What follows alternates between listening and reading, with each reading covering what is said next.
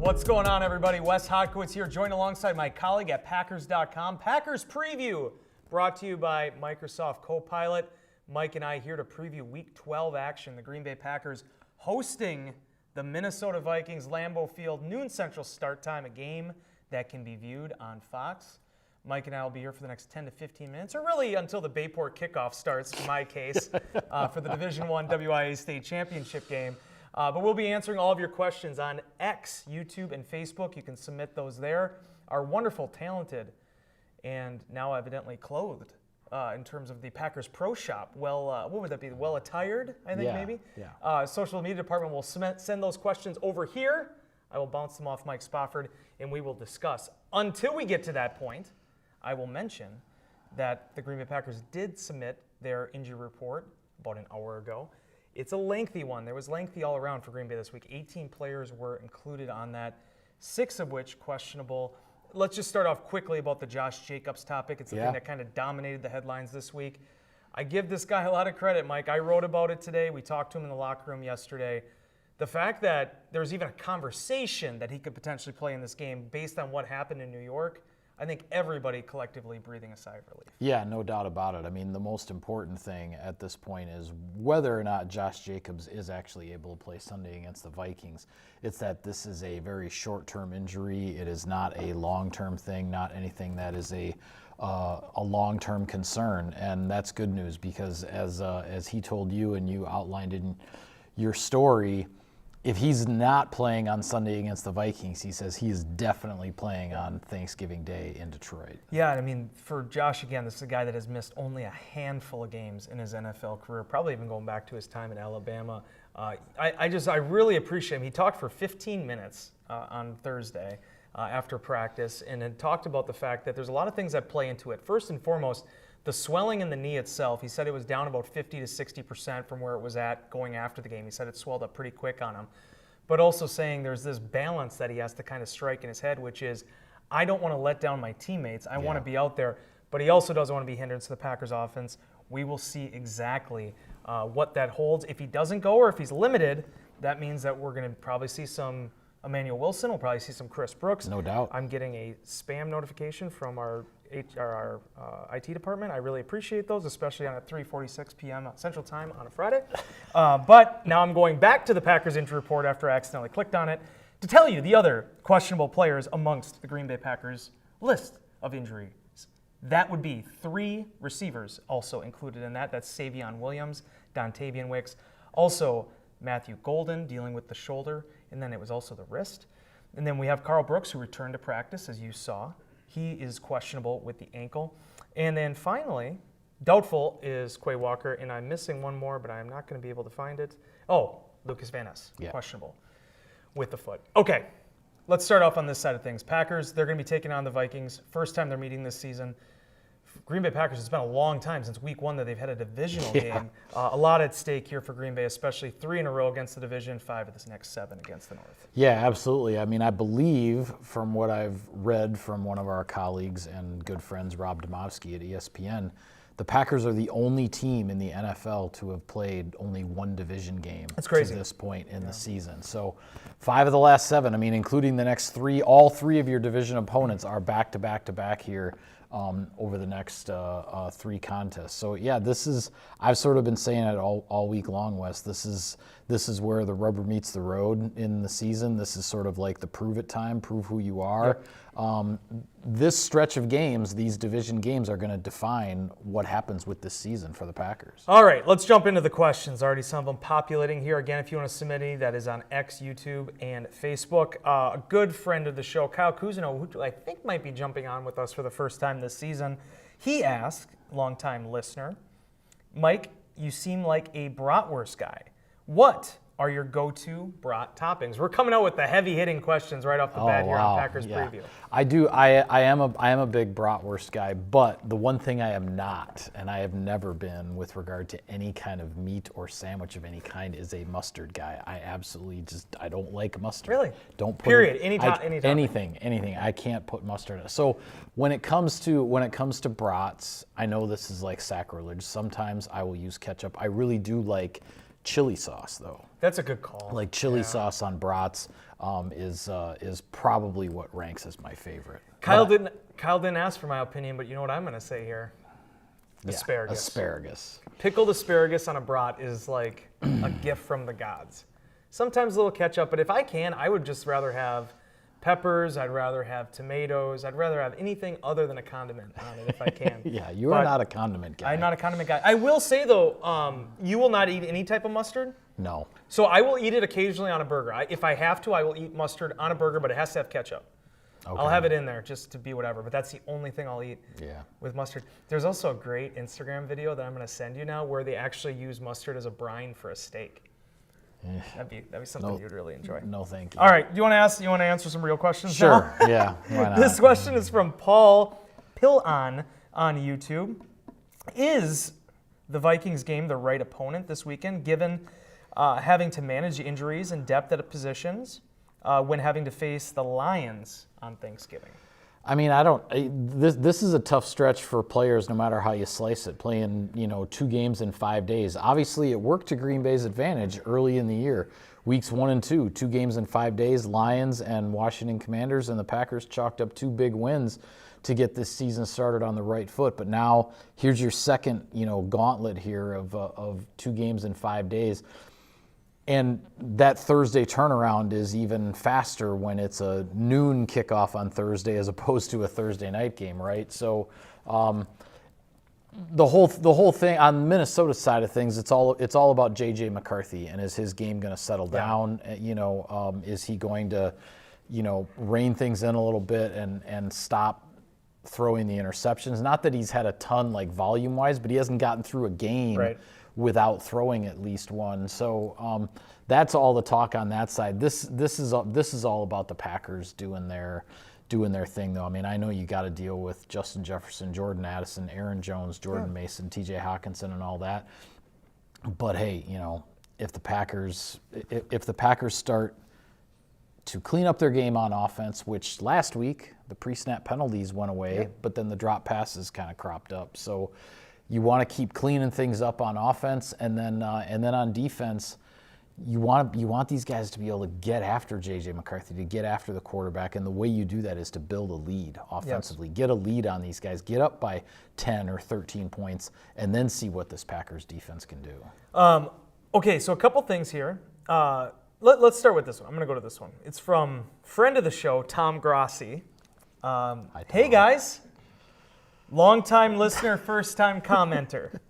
The Packers have struggled at times getting off to a fast start. Do you think that some holy water could be utilized to slow down the Vikings? Some holy water? My goodness. It's got some exorcist stuff going on. Yeah, I don't know where did that come from. Hey, I mean, the way these last couple of home games have gone, we've seen the Packers defense come out on fire these last couple of home games, but the offense didn't really match that. And if the defense can keep doing what it has been doing early in games here at Lambeau Field, and then the offense can get back to where it was at the beginning of the season with the fast starts, that's the formula that you'd like to take into Sunday, and then hopefully carry it on into these other division games. One statistic I was completely blown away by from the mind of Mike Spofford was that stat that you had about the false start penalties for the Minnesota Vikings here. So we're talking about the pre-snap penalties for Green Bay seconds ago. Mm-hmm. One, I think that helps Green Bay. You're back home now. 2, you're going to have the same starting 5 again. You hope that you're building something there. You're stacking, right? The Vikings, the last 2 games, 14 pre-snap penalties, 14 false starts. Yeah. That is jarring. Yeah, and they were at home both of those games. They had 8 false starts. The horn was disrupting everything. Yeah, they had 8 false starts in their home loss to the Baltimore Ravens, and then they had 6 false starts, I believe it was last week, against the Chicago Bears at home. And all that said, they were actually in position with less than a minute to go to beat the Bears. Last week, J.J. McCarthy threw a clutch touchdown pass to Jordan Addison with 50 seconds on the clock. They got the extra point. They took a 1-point lead, but then they gave up a big kickoff return that got across midfield, and the Bears ended up being able to run the clock down and kick a walk-off field goal, and Chicago got out of there with a win. But the Vikings, for all the troubles that they've had and all the talk about J.J. McCarthy and everything. I mean, I've said this when the Packers offense starts to, kind of go south and everybody wants to blame Jordan Love. Like, false starts, those pre-snap penalties that put you in tough down and distance situations, that's tough on a quarterback. That's tough on an entire offense. Hopefully, the home crowd here at Lambeau Field can keep the Vikings off balance. Tom, we appreciate you jumping on with us. Unfortunately, I had a great plan this weekend. I was going to go down, hang out with Tom. I was going to go to the Badger game. I was really excited about the weekend that I put together for myself. I've been telling you about this for weeks. You were all set. Ellie Culver, who works in our social media department, at least for a couple more weeks, if not days, she tells me, and she sees me, I got the biggest smile on the face. This was the beginning of a really bad week for me, by the way. This is how it all started. It started with Ellie, where I'm like, hey, I'm going to the Badger game this week. And she's like, oh, it's a night game. I'm like, it's a night game? When did it become a night game? I'm like, the Badgers are struggling, just honestly, this season. I'm like, it's going to be noon. It'll be 11, something like that. Nope, night game. The Packers play at noon on Sunday. I'm not going. This will be year 8. See, now you needed this Packers home game to get flexed, as it turned out. The Bears game got flexed to 3:25 in a couple of weeks. You needed this one to be flexed so you could go to the night game in Madison and then go visit Tom. And then and then still get enough sleep before you come to work. Yeah, that's true. Yeah. I think I would have bailed though and just ended up going and visiting Gross. People don't want to hear this stuff. All right, anyway, but it ruined everything for me. So it all started with Ellie Culver. Make sure you clip that one. Okay. Next question. You want to answer another one? Sure. All right, this one is from Renee Nunez on YouTube. Why not have X wear the green dot when Quay is out? That's a good question, Renee. And honestly, if you flip back about a decade ago, that's what Green Bay did when I believe it was the transition that was happening with A.J. Hawk kind of moving out of an every down role. They had Clay Matthews. My A's are getting all mixed up at the inside linebacker position. He ends up going in, and they end up having Morgan Burnett wearing the green dot for a time. But Morgan was also playing kind of a hybrid box safety role at that time.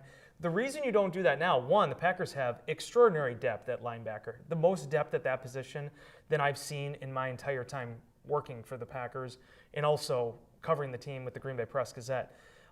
Eric Wilson is having a phenomenal year with the Minnesota Vikings right now. There legitimately just wasn't really even room for him in Green Bay, especially once Isaiah McDuffie came back. In this matchup, Walker is doubtful to go due to the neck, due to the stinger. I would assume, it was the question I structured to Matt LaFleur this week, I would assume McDuffie will be the one that will take over the headset this week because of that experience, because it's something that he's done before. Yeah, it's the experience factor there, and Jeff Hafley is comfortable. Obviously, his history goes back with Isaiah McDuffie, prior to when Hafley even came here to Green Bay when they were at Boston College together. So it's about comfort level to reduce the chances of communication errors is really what it comes down to. And also with regard to the question of, why don't you turn it over to somebody like McKinney and actually both safeties, McKinney and Evan Williams, they have a lot of communication responsibility just for the secondary after the call is made in the huddle, and then they come out and see how the offense is lined up as far as how many receivers on this side and that side and where's the tight end. And so there are a lot of communication responsibilities in the back end there already. So there is a little bit of risk if you maybe pile that up too much on one guy. It's a good point. He is Mike Spot from Wes Hodkiewicz. Packers Preview brought to you by Microsoft Copilot. We're here for a couple more minutes answering your questions on X, YouTube, and Facebook. Again, noon Central start time this Sunday, Packers and Vikings at Lambeau Field. No one sent this to me in our little social channel. I went and found this myself, but I want to answer it for no other reason than this is a situation I'm also put in right now. Okay. In a friendly, not for money, just ego fantasy football league that I've been playing in for 20 years. Is it worth keeping Emmanuel Wilson in fantasy football, or is Jacobs coming back strong and staying RB1? Guess who has both Josh Jacobs and Emmanuel Wilson on his fantasy football team? This guy. I'm not going to tell you what my record is on the season, but I did pull a big trade like 3 weeks ago to get both Jacobs and Wilson. To have Wilson, they refer to this, and this is the lingo with fantasy football, to have him handcuffed, because then if Jacobs goes down, you have his backup, right? People do these type of things. Okay. This is how you win, right? And I did that, but now I'm in the same position. So to answer your question, Jason Phil Wilfong on X. I don't know the answer. I think we'll find out 90 minutes before the game. This guy right here, this handsome gentleman from Platteville, he will have our story up on Packers.com at approximately 10:30 a.m. on Sunday. You go to Packers.com. Mike Spofford is going to tell you whether or not Josh Jacobs is playing. If Jacobs is, I think even Josh said himself, he'll probably be some type of rotation. I mean, good luck figuring out. I mean, Yeah. Matt LaFleur probably doesn't care about your fantasy football team, unfortunately. I'm sorry to tell you there, Yeah. Jason, but we're all going to be in the same boat. So just flip a coin and see what happens. 10:29 and 58 seconds. We'll try to get that. We'll do the up best we there can. and available for everybody. Okay, there's a couple more I want to get to here. This is my guy, Gilly Gang. Week 12 of Wesley to Weston. And Gilly's been pretty much our most consistent guy all season, other than first-time commenter, long-time listener, Tom Brossi. With Jaden Reed coming back, which was a big surprise today at practice, do you guys think that sort of bumps Matthew Golden back in the depth chart, or will we see a speed package with Golden, Watson, and Reed? Go Pack, go. Well, first off, just to clarify, the 21-day practice window has opened now on Jaden Reed. He has 21 days where the Packers can have him participating in all these practices, but he's not actually on the 53 game day roster. Or actually the 48 game day roster, the 53-man active roster. Yeah. So we're still a ways away here. Reed is out. That was one of the things I didn't get a chance to say earlier. He is out for this game. He won't play on Sunday yet. He has this 3-week window to work with. Once he is, I mean, this is the guy that was the Packers' leading receiver the last 2 years. You have a ton of speed in Christian Watson. You have a ton of speed in Matthew Golden. You hope that all of them are available. But honestly, Mike, you look at what's happening right now with Green Bay, 3 guys questionable for this one on Sunday. It's never really just about, okay, well, who's all going to be there and how do you use them? It's who's available on that given week for that opponent. Yeah, absolutely. And we may, I mean, we don't know this for sure, and everything game plan-wise is week to week based on that opponent, but we may see a bit of a shift in the Packers offense here if these receivers get healthier, if Matthew Golden gets healthy, Jaden Reed comes back, Dontavian Wicks and Savion Williams, hopefully they can maybe get off the injury report in a couple weeks and be back to full strength. You get the receiving core fully healthy and you know you don't have Tucker Kraft, you may just, there may be less of the 2 tight end stuff and more of the 3 and 4 wide receiver stuff moving forward. But right now it's hard to say that because even though we know Kraft is out, all these other receivers are still on the injury report. You don't know if they can really, play a full workload or what their snap count might be for a given game. But it's something to keep an eye on over these next few weeks and see maybe if some of these receivers can get a little healthier and get their names off of the injury report. A double question, 2 commenters, pretty much the same question. This one from Facebook from Darson. How can the Packers use the cheetah package to disrupt McCarthy and the Vikings offense? That question was also asked, a version of it, by Bird S. Clemens. That question was, and you can guess that was on X, how different is the pass rush with LVN potentially back in the mix? Okay, so here's the situation as it relates to Lucas Van Ness. Began practicing again last week. He's still been limited this week with the foot. This has been, I believe, now 5 games that he's missed. Okay, let's play he's questionable for this thing on Sunday, but let's play the game of he's active, he's available. That does put that cheetah package back into form with number 90 on the field. For sure. The Packers have been using a version of it already. Excuse me. By moving in Micah Parsons inside, we've seen some of the Baron Sorrell stuff at 3 Tech 2. Devontae Wyatt is also available again. He's been healthy now for a couple weeks. But having Van Ness with this part of where he's at right now in his career and having that experience behind him, this is the closest I've seen in terms of the Packers NASCAR package. When it was Julius Peppers inside in the mid-2010s. They're trying to sort of go that direction again with Van Ness. If Lucas is out there, the way that he was playing in that first month of the season, he was disruptive, he was impactful, he had 6 quarterback hits. It would obviously be huge for this defense if they can get him back. Yeah, no doubt about it. I mean, it gives you more options, right? I mean, whether you're talking about using the cheetah package where you move one of your edge rushers to the inside, essentially it's a way to get 3 edge rushers on the field, right? I mean, and who's to say when you talk about Dom Capers' old NASCAR package, I mean, who's to say in a certain situation, now I wouldn't do it on 3rd and 5, but say if it's 3rd and 12 or something where it's almost for certain a passing play, you could have Micah Parsons and Lucas Van Ness as your two inside rushers, and Rashawn Gary and J.J. Enagbari as your two edge rushers, and you've got 4 edge rushers on the field at one time. Which is what NASCAR was. That's basically what it was. So anytime you get these guys back into the mix, get them back incorporated into the defense, it just gives a guy like Jeff Hafley with his creativity and the way he likes to call games, it just gives him more options, more switches to flip, so to speak, in terms of packages, and we'll just have to see what happens. You said Rashawn Gary's name. Rashawn Gary happens to be on the cover of this Sunday's Green Bay Packers Game Day program, brought to you by myself and Nicole Tim, along with Tim Chapman Designs, Game Day Sports Marketing. Excited about this one. Featured on the cover, along with Rashawn, Luke Musgrave, and one of the heroes of that game against the New York Giants last Sunday, Evan Williams, coming off his second pick of the season. Be sure to pick that up on game day here at Lambeau Field. Would be a nice addition to your Packers memorabilia collection. 2 more questions, and then we're going to get out of here. A very important game for the Bayport Pirates that I want to be able to watch.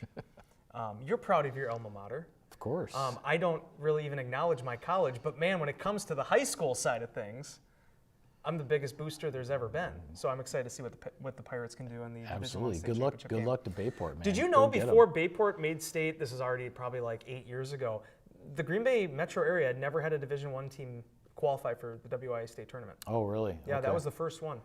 Preble got close in 2000 with Pat Prochnow. I covered that game. I covered they made it to, they pulled you up for that. Yeah, they pulled a big upset over at DC Everest, my old stomping grounds when I worked at the Wausau paper, but at this time Western I was Wisconsin. working at the Green Bay paper, and I was covering Preble going over to, is actually Schofield. No, it's Weston. I asked first responders when I was there covering a level. This is going really off the rails. Yeah. Bondwell was there playing in level 3 of the playoffs. I went up to first responders that were at the game. I'm like, where is Weston, Wisconsin? They're like, you're in it right now. I'm like, where's Schofield? And he pointed to the end of the block from where the football field was. Okay. Weston, Wisconsin is the date line for any football game played at DC Everest. All right. Well, anyway, I was at Steam Stadium, DC Everest, for Green Bay Preble's massive upset of Everest in the level 3 round of the playoffs. It was actually one of the most exciting, probably the biggest upset in high school football that I ever covered. And then the following week, Preble then had that level 4 game, that state semifinal game against Oshkosh North. Yeah, right. And gave him a pretty good fight, but Oshkosh North, that was a team with Darren Charles, who went on to a big career with the Wisconsin Badgers as a wide receiver and all that. Oshkosh North ended up winning that game and prevented Preble from making it to the state finals. Pat Prochnow, amazing human being. Dude, I'm telling you, I miss high school sports. That was one of the funnest times. I mean, we bonded over that a lot. But Yeah, high school football is the best, man. It really is. All right, last 2 questions, then we're going to get out of here. Doris Pringle on Facebook. Good morning. Good morning, Doris. Where are you at this right now? Good morning, you handsome hunks. What do you think of what you've seen from Josh Wiley? Michael, you were good luck charmed last week when you turned your hat backward. No hat today, question mark. Yeah, sorry, no hat Can you today. turn around your wig, or were you blessed with that magnificent mane? No, I'm not wearing. I can put the there you hoodie go. up though. We can do this Yay! for try another good luck charm here. See if it works. It worked last week. But yeah, I mean, Josh Wiley, man, fun player. touchdown catch against the Giants. A great pick play there, run by Christian Watson, freed up his teammate. And actually, when you look at the film of that, I didn't realize this until I saw the replay. Great block by Emmanuel Wilson on Brian Burns, because the scheme kind of had Brian Burns unblocked off the edge, and Emmanuel Wilson went low, took him out, and Jordan Love had no impediments to that wide open touchdown pass to Josh Wiley. It's the little things, man. Yeah. We always talk about it. Yep. Green Bay Packers 6-3-1 taking on the 5-6 Minnesota Vikings. Mike, for the Packers to come out with a much-needed victory in the NFC North, their first win over the Vikings since 2023. What has to happen on Sunday? Yeah, I mean, I've sort of been another thing I've been saying all week. It's about catching the football, and that's on both sides of the ball. The drops cropped up last week against the Giants. The Packers have got to put those in the rearview mirror again and get back to being the reliable pass catching team that they were for the first 7-8 games of the season when they hardly had any drops at all. But then also catch the ball on defense, because that game last week against the Giants, the Packers run away with that victory if they catch the passes that Jameis Winston threw to them. If J.J. McCarthy throws the Packers one, they've got to catch it. They've got to cash in on it. He is Mike Spofford. I have been battling a cough this entire show today, but I think I managed it all right. You did fine. My boss, Duke Bauer, is quite the guy. All right. Mike Spofford, Wes Hockwitz, Packers Preview, brought to you by Microsoft Copilot. Be sure to stay tuned to Packers.com, the Packers mobile app. A lot of cool stuff happening, man. I don't know if you've had a chance to dive into the app. Amazing job by our broadcast department, our social team, our digital team. Everything they've done for the My Cause, My Cleats, promoting all these players' initiatives. Some great stuff. The videos, the Great photos. Unbelievable. Be sure to check that out. I believe, if I understand this right, I think it's over 40 coaches and players participating in that this Sunday. That's amazing to see. Yeah. From when this thing started, you and I have both been here for it, to see how it's grown, getting guys out there really supporting causes that are near and dear to their heart. Awesome, awesome, awesome. I also wrote about Jordan Love, kind of him getting ready for the second half here. Josh Jacobs' story today, kind of talking about his temperament, his mentality.